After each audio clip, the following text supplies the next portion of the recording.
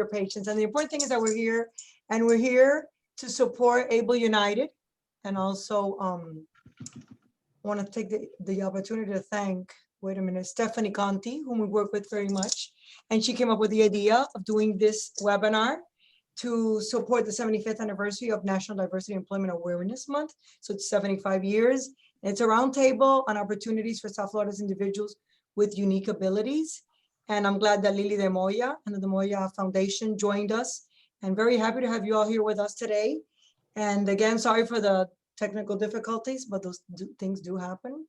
And I want to thank our media partners, Univision, Doxy Digital, and also Ponemos Group.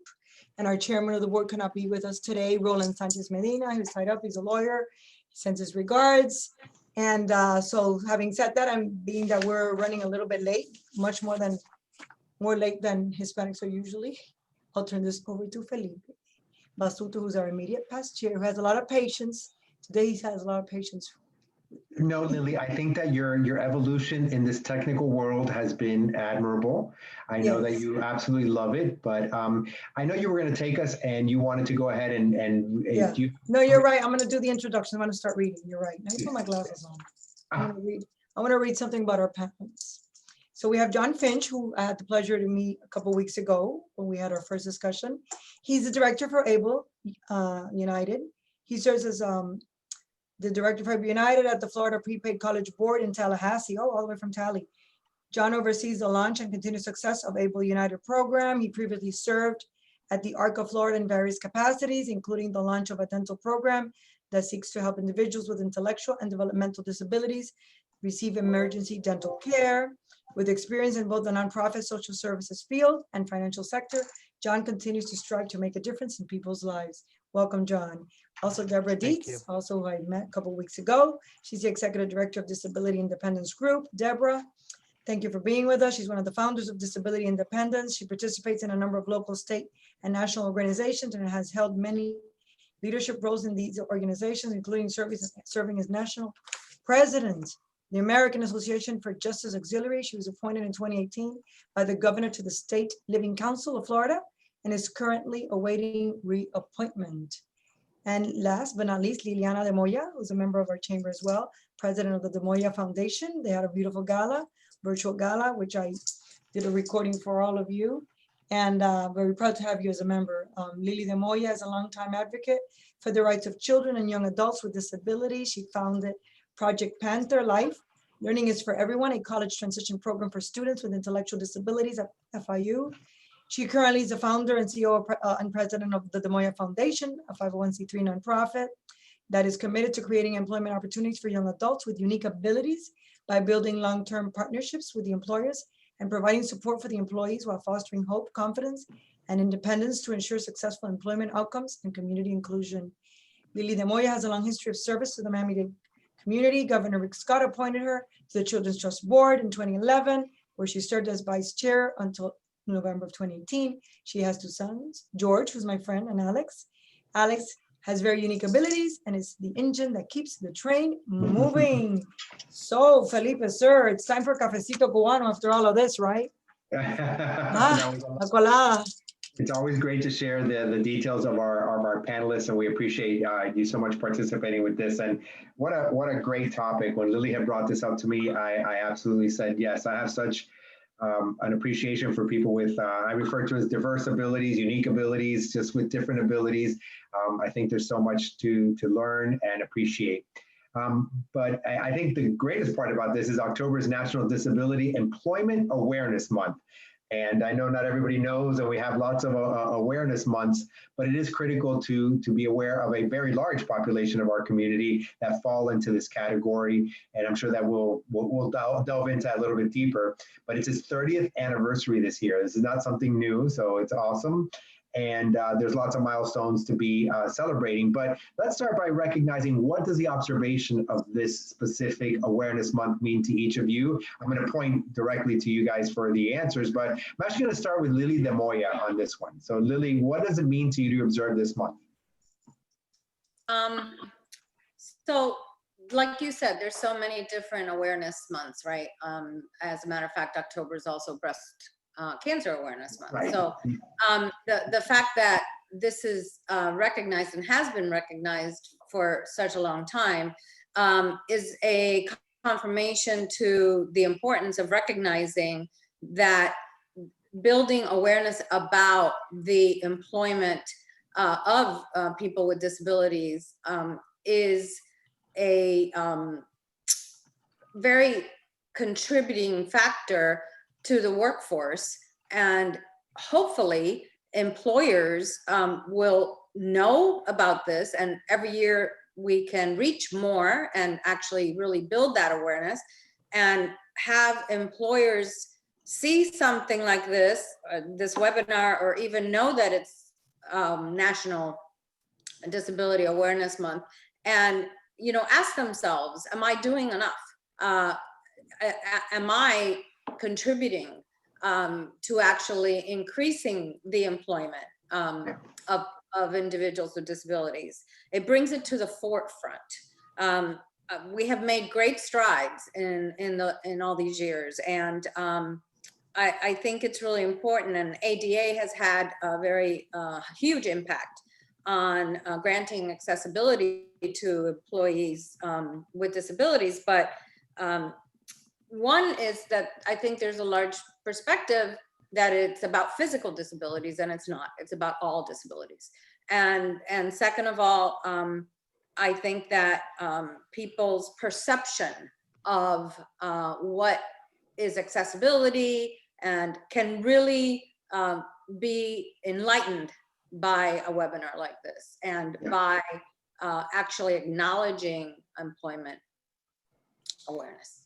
Definitely. I think one of the things, Liliana, if you don't mind sharing with us, I think people are very accustomed to very visible disabilities. If you're in a wheelchair, or if there is some sort of other, physical attributes that you can identify. But it's fair to say there are much more disabilities or different abilities that are not as visible. And if you don't mind, I'll defer to all of you guys the same thing that you point out, because more and more that we get to learn and understand this. I fortunately work for an employer who's fantastic at recognizing and supporting that.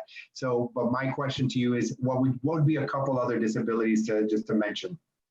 So I think it's important that it's not just about physical disabilities, and we're talking about developmental and intellectual disabilities. And when you talk about developmental disabilities, it's kind of like just a large spectrum, which includes autism, and includes intellectual disabilities, Down syndrome, cerebral palsy, spina bifida, and all of them are on a spectrum, because you've got every one of those disabilities. You have people who are functioning at the low end of that spectrum or at the high end.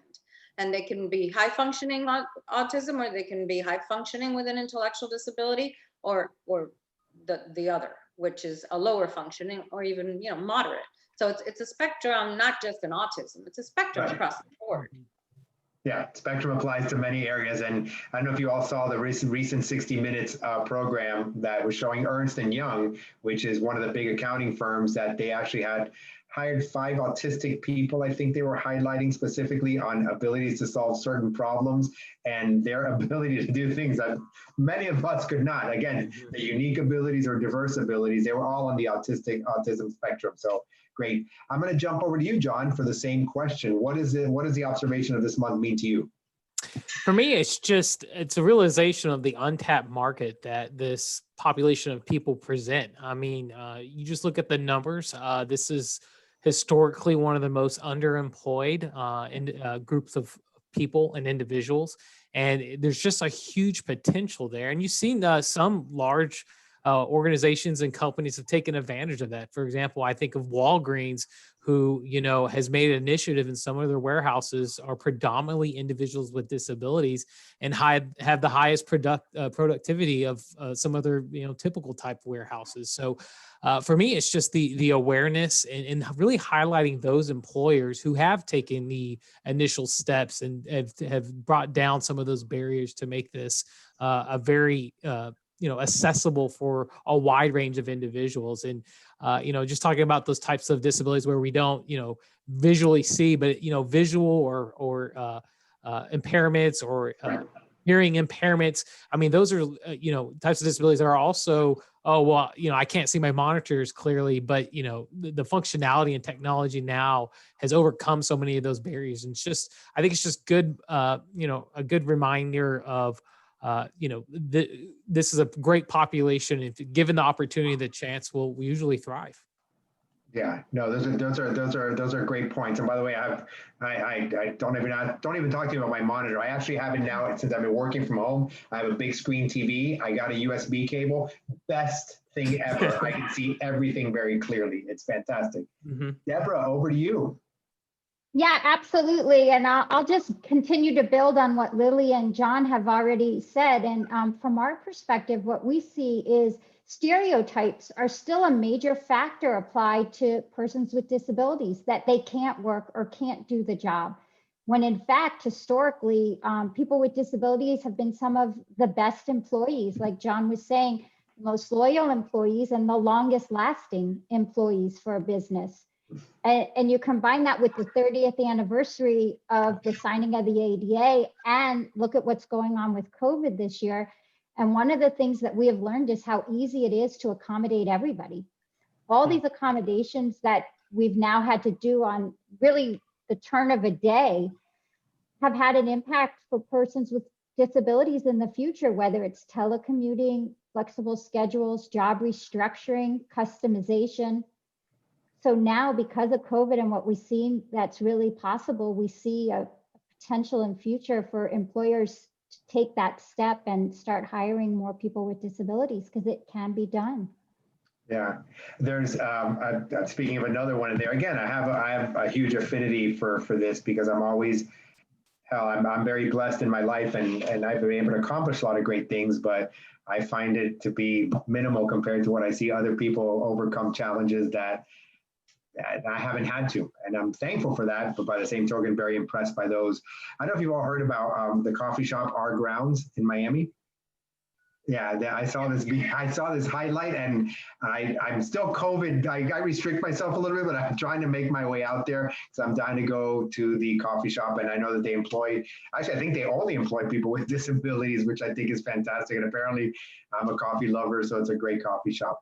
Also, I know that we're sharing some information on there. In your chat box, please notice that Eric Dennis from EB Hotel Miami is sharing some contact information. So I just want to reference that to everybody, and to remind all that you can use the chat box below in order to ask any questions, and we'll make sure to incorporate them throughout our presentation. I just want to move around and discuss the ins and outs of American Disabilities Act. Debbie, what do business owners in South Florida need to know about ADA in order to comply with this important law? I can tell you at the bank, we're always looking at everything. I mean, we had to tear up construction because there's things that we missed or didn't do right in order to make sure we do it the right way. But it's important that business owners keep in mind when employing individuals, especially during a pandemic. Yeah, I think it's important that you don't judge people on how they look or how they act or how they speak, that you need to give everyone a chance, and you need to judge them on what their abilities are. And the bottom line is, if a person can do the job with or without a reasonable accommodation, they should be given the chance to do that job. The ADA is a federal law. There's also state and local laws that parallel that as you drill down into your local community.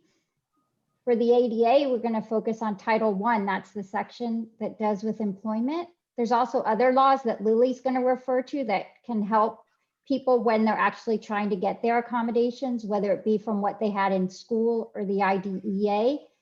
But from our perspective, what's most important is understanding what is a reasonable accommodation. What does the employer have to do, right, for that employee to be in their office? Sure. And it has to do with what are the essential functions of the job? And that also includes any workplace activity, whether it's a social activity or other aspects that incorporate being a full and equal employee in that business. Yeah, no, that's wonderful.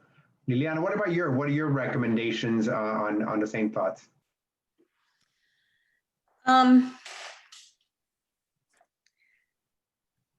Give me a second. No. I had to put my glasses back on so I could remember what the question was.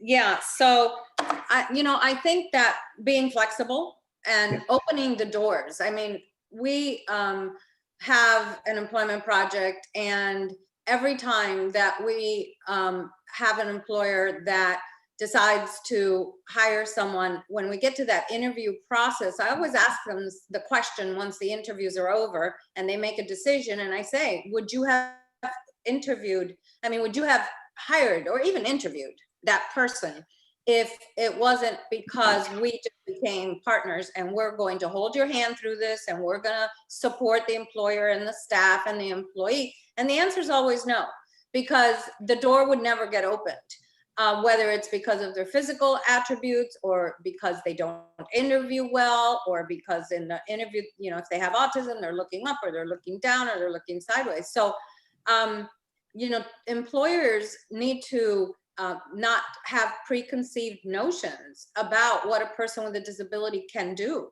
and not put them in a box, and let them be challenged, let them grow within the company. They might do ABC and get stuck on D, but that doesn't mean that they can't do XYZ. It's just the way their brain works because of the manifestation of their disability, and they need to be given that opportunity. Yeah, no, that's great. Anything you think that we need to look for as employers for new hires? I think it's important, to think of that through when we're hiring and selecting new employees. Yes, absolutely. When, we try to look at the organization's needs and then look for a match to match your needs. So what are you looking for? You're looking for the same thing you would be looking for in any person that you're going to hire. Somebody who comes in and is professional and can interview to the best of their ability and express their strengths as much as possible. Now, we're there to facilitate the process to help the employer get to know the person as best possible. But you're looking for somebody who wants to work. Our guys want to work. They are punctual. They are structured. They're going to change your work culture, your company's culture, the perspective of all the rest of your staff. That's what you're looking for. It's not so much task related, because tasks can be taught. They can be trained, which is what we do. It's about that person who really wants that job. Yeah. And to me, that's what kills the interview. That's who kills the interview. The one who comes out and tells an employer the reason that they really want to work. Like, they have a plan. I want to work so I can make money, so I can save it, so I can get my driver's license and hire a driving coach so that I can get a car. And if I get a car, then I can get my own apartment, and like everyone else. I was about to say, that's how I started. I wanted the same thing. My mommy and daddy weren't getting me a car when I was younger. I had to go out and work for it. Yep. Yeah. No, thank you, Liliana. I think that's great. And I want to talk to you later. I want to see about, we'll talk later. Well, we always talk, but it's all right. John, let's go over to you, buddy. Let's shed a little bit of light to our attendees. They might be unfamiliar with Able, and where you represent. So talk to us about what Able accounts are, so that you can share that with everybody. Yeah. And this ties right in with employment as well. And so just some of the background. So the great thing about the ADA, it did pave the path for a lot of other legislation that passed that really put individuals with disabilities on an equal footing. One of those areas that lacked, though, was the financial capability to be able to start saving or investing in their future without negatively impacting their future, whether that be on government benefits or not.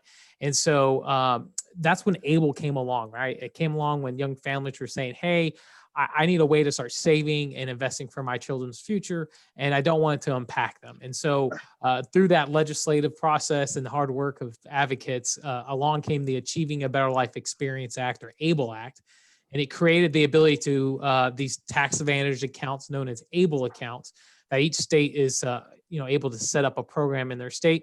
We're Florida's program, AbleUnited. And so what this does, especially for people that are working or looking to work, is they can now start stockpiling money A lot of government benefit programs individuals are on, it limits them to only $2,000 in savings, which, doesn't go very far when there's an emergency. And so these ABLE accounts, not only do they get that tax advantage treatment, but they're not counted as a resource for those government benefit programs. And so now it just really opens opportunity to start saving for that car or for that apartment, and whatever that may look like in the future. But it can also be used as a retirement account, which I think is something that isn't highlighted as much, is that you look at some of these retirement accounts, there's a lot of fees associated with them. You could use the ABLE account kind of like a retirement account or an investment account, but then you can utilize it for just about anything that's going to help improve somebody's life, as long as it's for them, and it helps improve or maintain their health, independence, or quality of life.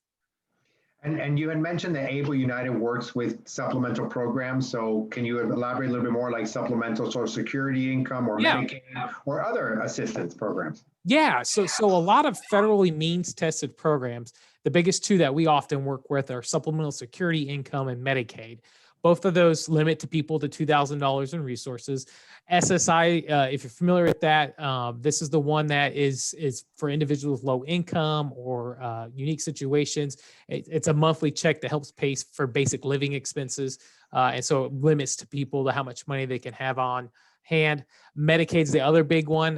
The primary one that we see is both the health kind of program and services that people can take advantage of, but we also have the Medicaid waiver through the Agency for Persons with Disabilities, which helps pay for home and community-based supports, also some employment initiatives, and just makes people more, give them better access and to help them live and prosper in their community. And that's just a couple, but there's HUD housing, there's the supplemental nutrition program, the SNAP program that helps pay for food.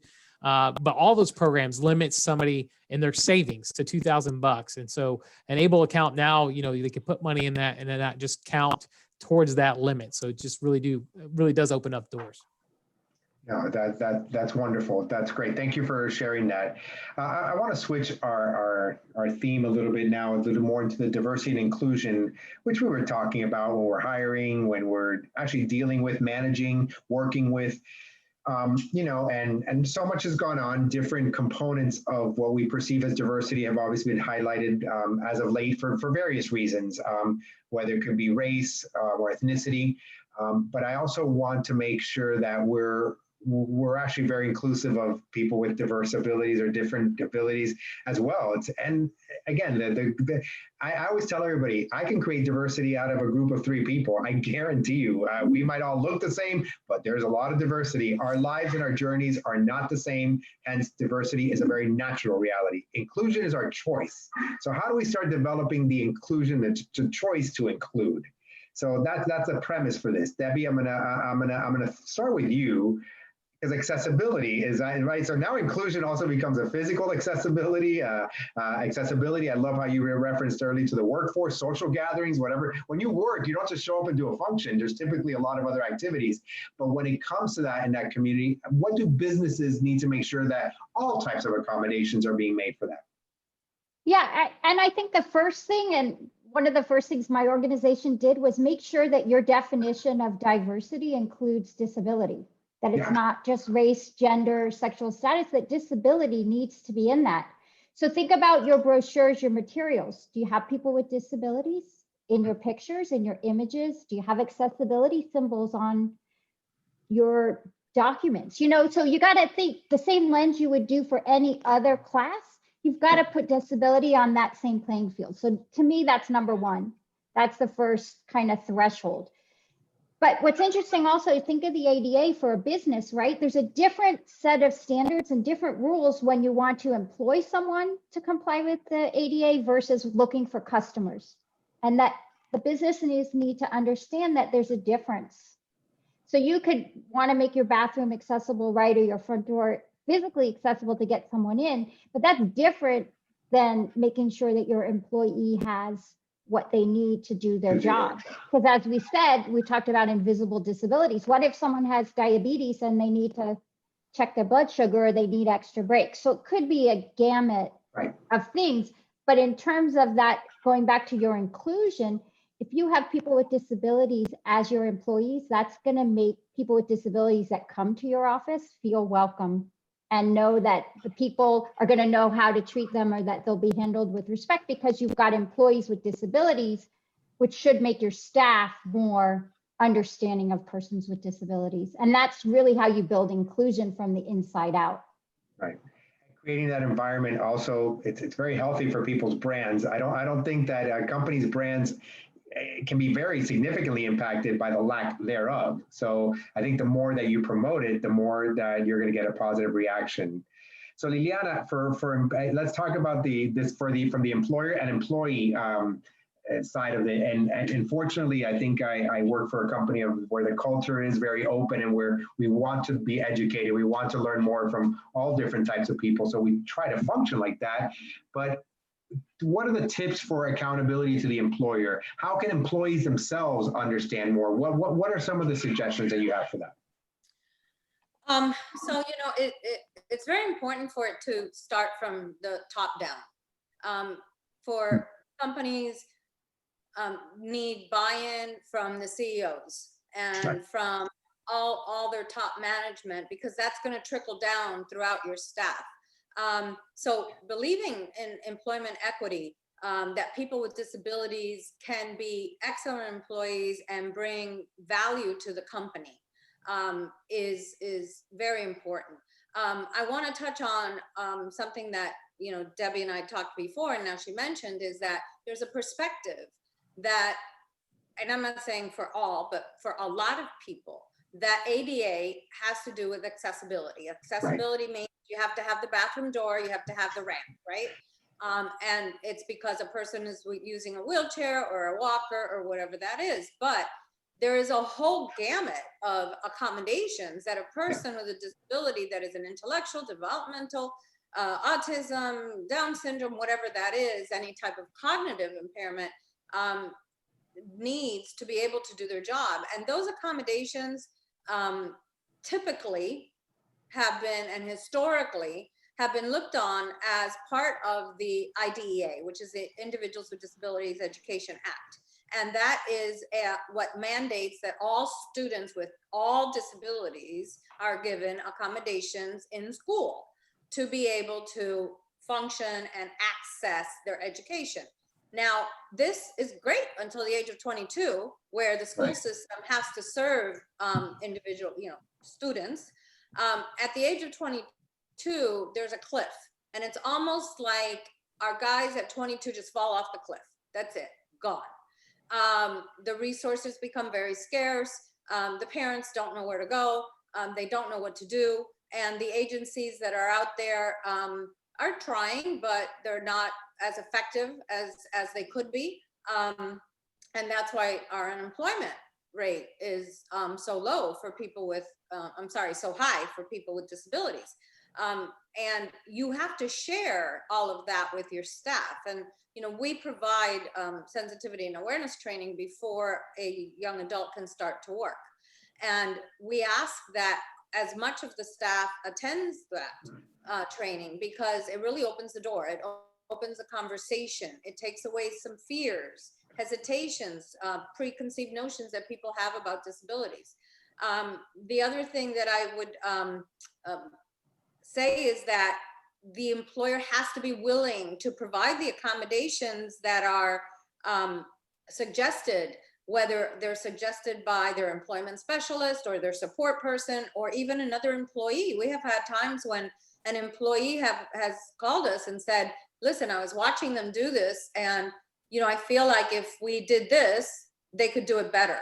So being open to letting the support that is needed go in and work and do what they can do to help them be more successful, whether it's color coding a phone system, whether it's color coding a filing system. We went in and color coded a whole filing system for a law firm.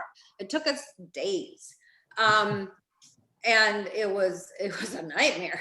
But you know what? It took that young man from a part-time job to a 32-hour job, where then he had benefits and he had a 401k, and it changed his life. And it took 3 days of our work of creating that filing system. And I think the last thing that I want to say is, again, has to do with the preconceived notions, is equal consideration for projects or promotions. Just because you have a disability does not mean that you cannot be considered to be in charge of a crew, or in charge, the administrative assistant for these 3 attorneys. Okay, so maybe normally it's 10 attorneys. Okay, but that's too much. But that doesn't mean that they shouldn't have the opportunity to have that role and be able to be the assistant for 3 or 4 attorneys. So I think those are probably, the 5 things that I kind of jotted down for myself that I thought were important. Oh, no, very important. Let's go back over to you, John, and a little bit more about that savings landscape for individuals with disability. Yeah. I mean, it's funny. We said it earlier, and actually one of our guests, I don't know if you guys saw the comment in the chat box, Myrna Vaca, she works with she was saying that she too had to save up and work to get her first car. It doesn't differentiate. We all have the same need for financial support, for all these other different things to achieve certain things. It's just kind of like the American way. You work hard, you save money, and you get to secure the items that you need. Fortunately, we have a lot of other programs to help people, but regardless of that, I wanted to go down a little bit more down the path for that. So many of our chamber members, look, they're lawyers, legal professionals. We have bankers, we have all types of small business owners. And especially the lawyers, they've heard, and the bankers, of special needs trusts. Mm-hmm. Okay. I think it's important that you understand, what does that mean versus a regular trust? Like, I don't have money. I know it's something that we do with people with wealth management, but I have a trust. So if anything ever happens to me, the $5 that I do have do get distributed how I intended them to be distributed. Go to that coffee, right? Well, go to the coffee shop, but it was important. For me, it just was a need that I had to fulfill just in case something did happen to me. But trusts have lots of functions. Can you elaborate on the difference and similarities of special needs trusts and regular trusts? Yeah. I'll touch a little bit of it, and I'll let Deborah probably knows more than I. But high level, the real unique thing with special needs trusts is the goal of them is to the funds in it are supposed to go to help that individual with a disability to continue on various government benefit programs that we mentioned before. The big ones being Medicaid and SSI. So usually individuals, family members say, I want to make sure that my loved one's going to be taken care of if I pass away. So whether that be life insurance policies, the $5 left that Felipe has in his account, properties, vehicles. The whole goal of a special needs trust compared to a regular trust is that these assets would be in this trust or be liquidated into the trust. So it would go to support that individual and keep their eligibility for Medicaid or SSI. And so that's part of estate planning, while ABLE accounts are more of the savings for here and now. I want to be able to save for a down payment on a car next year, or I want to pay for my weekly groceries. Those are what, the here and now expenses is really what an ABLE account does. No, that's great. So Debbie, I know you want to chime in as well. Yeah, and the really nice thing is you don't have to choose between them. You can have both of them. So you can have a special needs trust and an ABLE account. And some of the differences, the special needs trust, it's tailored to the person with the disability, like John said, but you need to have a lawyer. There's a fiduciary relationship. There's usually someone in charge of it, a lot of oversight, and it's not so easy to necessarily take money out of it on a regular basis. So the ABLE account's very different to fill that kind of more immediate need for a person with a disability. And one of the things that I really like about it is that the person with the disability is in charge of their ABLE account. Some of the parents don't always love that component of it, but that the person with the disability is signing up for that account and is in charge of their money. They don't have to go to the judge to get it. And for us, it's a sense of independence and choice for a person with a disability, and that not every decision is micromanaged by somebody else for them. Right. Well, if your money's for Krispy Kreme donuts and or some other video game, no, you should be investing in more serious things. But I think you all shared a lot. You've all shared a lot of. Go ahead, Liliana. Go ahead. No, if you don't mind, can I just add something real quick? Yeah, just 1 second, real quick. For everybody who's on, we're going to run past our 4 p.m. because we did have a delay in starting, but I'm going to wrap it up a little bit. But Liliana, all of you are going to wrap it up soon, but Liliana, definitely over to you first. I just wanted to let everybody know we'll run a little bit behind. I just wanted to say real quick is that the ABLE accounts have been a lifesaver for young adults because a lot of the times parents want to hold them back from working more because they're scared of losing their SSI or SSDI. And this allows them to work more because they can save their money without it affecting their benefits. So I just wanted to, piggyback on what John said of the importance of this account. It's been a lifesaver for so many people. Yeah, no, it's great. I'm glad that you guys pointed this all out. And Lily, I think it's very important to share this beyond this website, beyond our webinar now, put it on our website and share this information with links over to AbleUnited and make sure that people are informed. And we have a great member in the Demoya Foundation, as well as a great resource.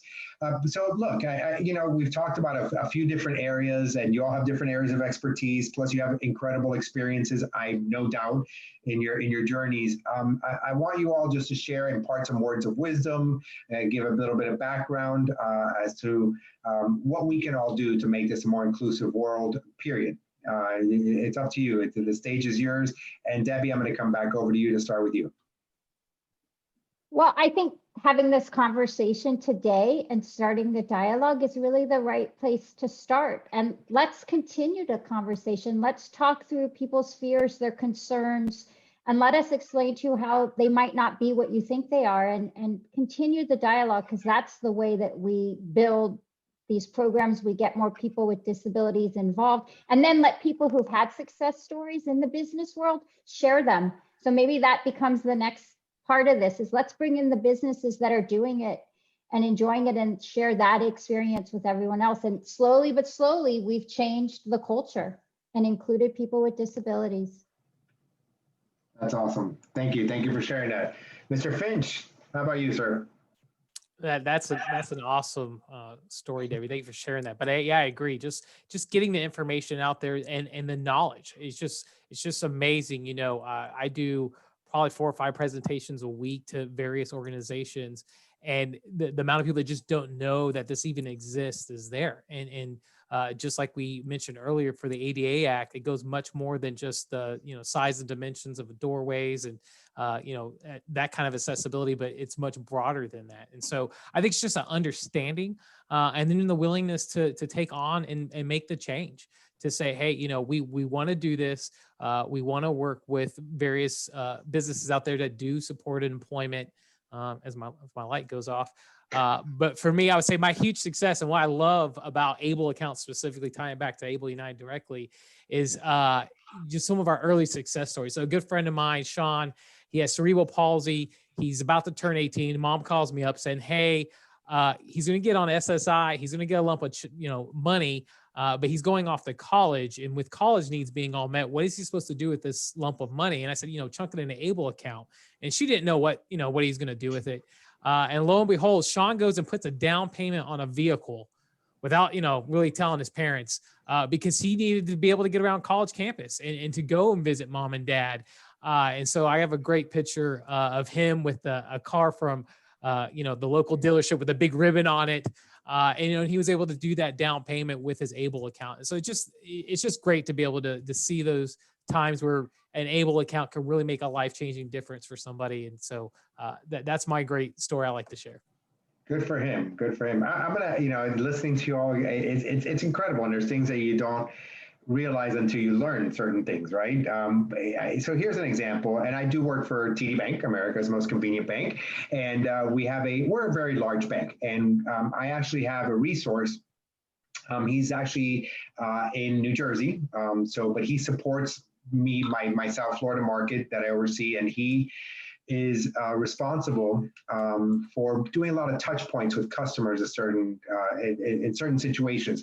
If I have to reach out and engage customers, sometimes if I have an online banking issue that creates problems, it's very segregated because a lot of times our mass market is handled by our branches. We have relationship managers established to significant relationships that require different types of attention because of their complexity.